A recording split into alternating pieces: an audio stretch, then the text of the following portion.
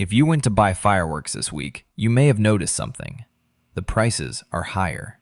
Some items you bought last year for $150 are now $250 or even $300.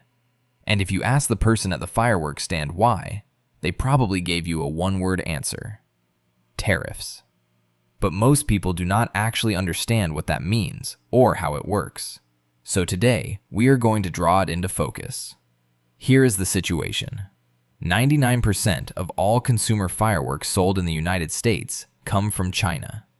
Every sparkler, every Roman candle, every bottle rocket, every aerial shell, every multi-shot cake that lights up a neighborhood sky.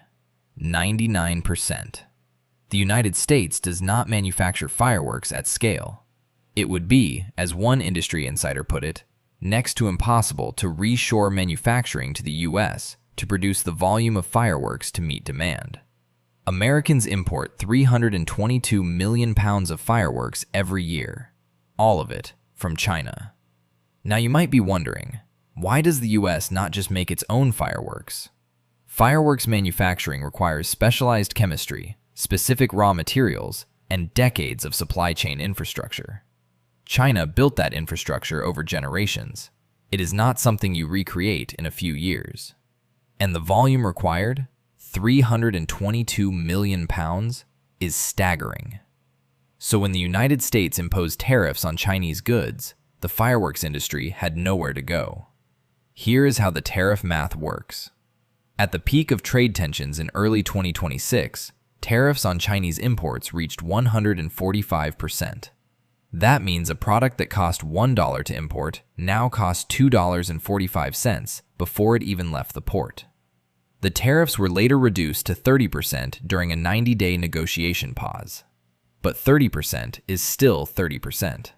A box of fireworks that cost $10 to import at the dock now costs $13 before the importer has paid for shipping, warehousing, distribution, or retail markup.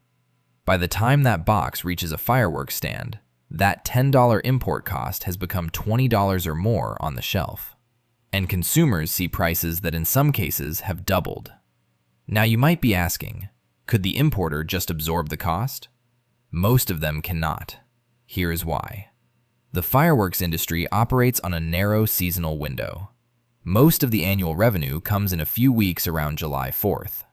Businesses placed their orders months ago, paid the tariffs up front, and are now committed to those costs. They cannot renegotiate with their Chinese suppliers after the fact.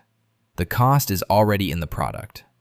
Julie Heckman, the executive director of the American Pyrotechnics Association, put it plainly. "It is not sustainable," she said. "If tariffs go back up to triple digits, we are going to see businesses close down." And these are not large corporations. The fireworks retail industry is made up almost entirely of small and family-owned businesses. Multi-generational operations with over 100 years of history. They employ Americans in distribution, retail, and event management. And they are being squeezed between a tariff they did not create and consumers who have a limit on what they will pay for sparklers. Here is the layer that makes this particularly striking in 2026. This July 4th is America's 250th birthday, the Semiquincentennial. The demand for fireworks was always going to be higher this year than any year in recent memory. Communities that have never hosted major displays are planning them. Cities are investing in record-breaking shows. Consumers want the biggest celebration in a generation. And the supply chain is under the most financial pressure in the history of the industry. The American Pyrotechnics Association and the National Fireworks Association formally requested tariff exemptions from the government in March 2026. Congress introduced a bill called the Fireworks for Freedom Act in May 2026, specifically to help communities bypass strict environmental regulations and red tape that were threatening to cancel displays for the 250th anniversary. As of this video, the situation is unresolved. Some cities have already scaled back their displays. Smaller towns that typically spend $10,000 to $25,000 on July 4th events are facing costs that force them to choose between a smaller show or no show at all. Even large-scale events are not immune. One estimate suggests that major theme park fireworks programs, which can cost $50,000 per night, could see substantial budget impacts. So what does this mean for you specifically? If you are buying consumer fireworks this year, buy early and buy in bulk if you can. Prices tend to spike in the final days before the holiday. Comparison shop across multiple stands. Pricing can vary significantly between retailers depending on when they imported their inventory. If your town's public display looks smaller this year, now you know why. It is not a budget cut by your local government. It is the tariff math landing on your community's July 4th. And if you are thinking about next year, the 250th anniversary energy will still be in the air for years. Demand is not going away.